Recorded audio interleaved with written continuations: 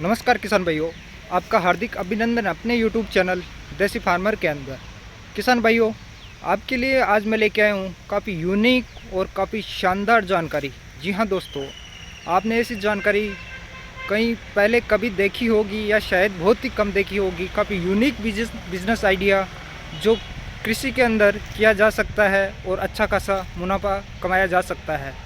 इसकी अधिक जानकारी के लिए कौन सा बिज़नेस है, कैसे करते हैं, इसकी अधिक जानकारी के लिए हमारे सामने खड़े हैं सर। आपका हार्दिक अभिनंदन अपने यूट्यूब चैनल देसी फार्मर के अंदर। सबसे पहले एक छोटा सा परिचय अपने जो सामने किसान भाई देख रहे हैं उनको दीजिए। आपका क्या नाम है? और जो सामने मैं ये लकड़ियाँ देख रहा हूँ, लकड़ियों का भंडार मेरे को दिख रहा है, इस बिज़नेस का क्या नाम है, कैसे आपने शुरुआत किया, how you started all this, please explain, इसके बारे में थोड़ा सा जानकारी दीजिए सर। नमस्कार, मेरा नाम किशन है और आप देख रहे हैं आनंद के आकलाव शहर में हूँ मैं जी। यहाँ पे जो आप देख रहे हैं ये हमारा नीलगिरी का है। हाँ। और यहाँ पे हम उगाते हैं और इसको 4 साल में तैयार करते हैं। 4 साल? ये इसका कौन सी लकड़ी बोलते हैं? हमारे जैसे सपेते की लकड़ी है तो आप क्या बोलते हो इस साइड? नीलगिरी नीलगिरी की लकड़ी है। ठीक है, तो इसको अगर बीज से कैसे आप यहीं उगाते हो, बीज लेके आते हो, पौधा लेके आते हो, क्या प्रोसेस रहता है सर इसका? इसका प्रोसेस रहता है, ये आपको मिलेगा 8 से 10 रुपये में पौधा मिलेगा इसका। 8 से 10 रुपये में पौधा मिलेगा? जी सर। और ये 4 से 4.5 साल के बीच में तैयार हो जाता है। 4 से 4.5 साल के अंदर ये तैयार हो जाता है। तो इसका कैसे आपको पता लगता है कि ये तैयार हो गया? इसकी एक मिनिमम हाइट होती है क्या? इसका एक साइज़ होता है? उसके बाद आपको लगता है कैसे इसकी ग्रोथ होती है? कैसे आप इसको कब लगता है कि आपको ये काटने लायक हो गया है सर? एवरेज 3 से 4 साल का लगता है। ठीक है, इसकी हाइट 50 से 40 से 50 फीट जब जाएंगे तब ये कटने के लायक हो जाएगा। 40 से 50 फीट हाइट हो जाएगा तब? 40-50। तो बेसिकली सर इसको कैसे लगाया जाता है? कितनी बाई कितनी की जगह पे इसको आप उन पौधे को रोपण करते हैं? क्या इसका मिनिमम स्टैंडर्ड रहता है साइज़ का सर? इसका जब पौधा लगाते हैं हाँ तो ये जो केले का जब हम पौधा लगाते हैं केले का जी। वही साइज उसका होता है। इसका 3 से 4 फीट का मिनिमम। एक पौधे के और दूसरे पौधे के बीच में 3 से 4 फीट का डिफरेंस होना ज़रूरी है सर। इसके अलावा सर इसको क्या क्या बीमारियां आती है, किन किन तकलीफों से आपको गुजरना पड़ता है, बेसिकली कैसे आप इनको प्रिकॉशन करते हो, उसके बारे में बताइए सर।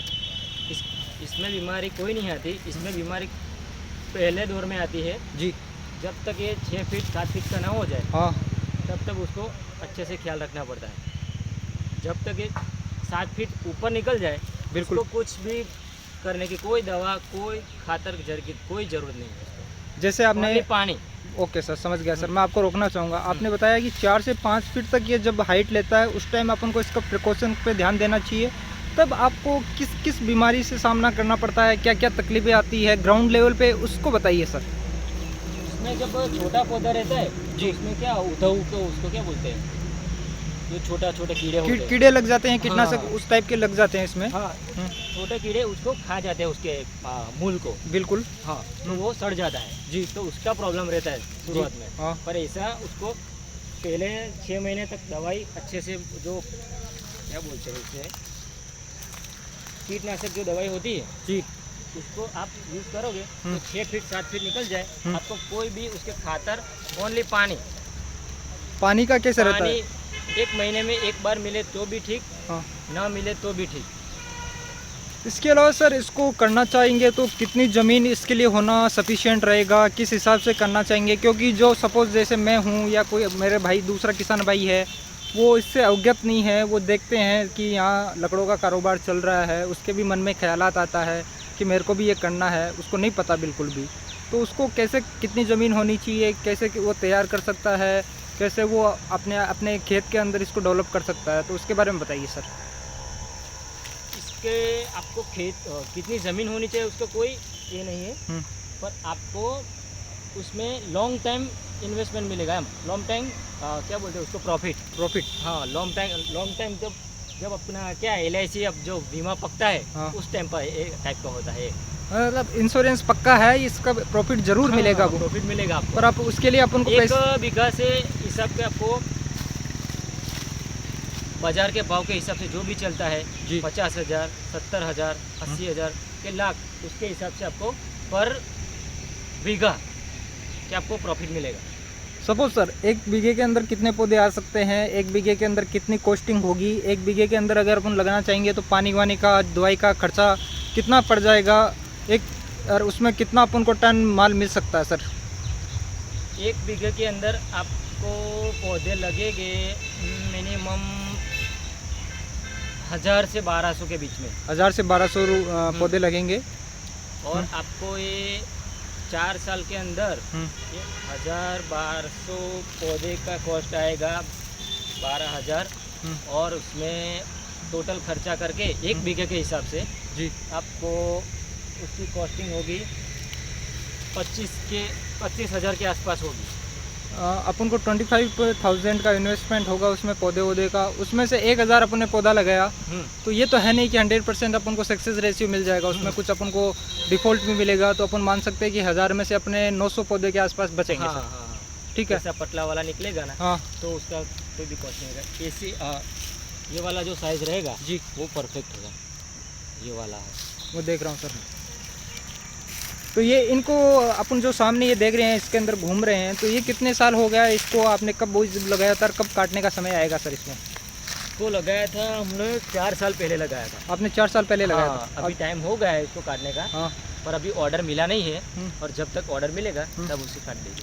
तो आपने जैसे बताया, रोकना चाहूँगा, आपने कहा कि अभी ऑर्डर मिला नहीं है, तो ऑर्डर कैसे मिलता है? पार्टी यहाँ पे आती है, कैसे वो?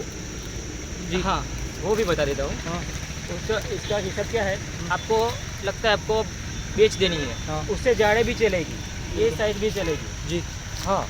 तो उसका वजन के हिसाब से भी लेते हैं, और उसको क्या उच्चक पूरे बीघे के हिसाब से भी लेते हैं जी।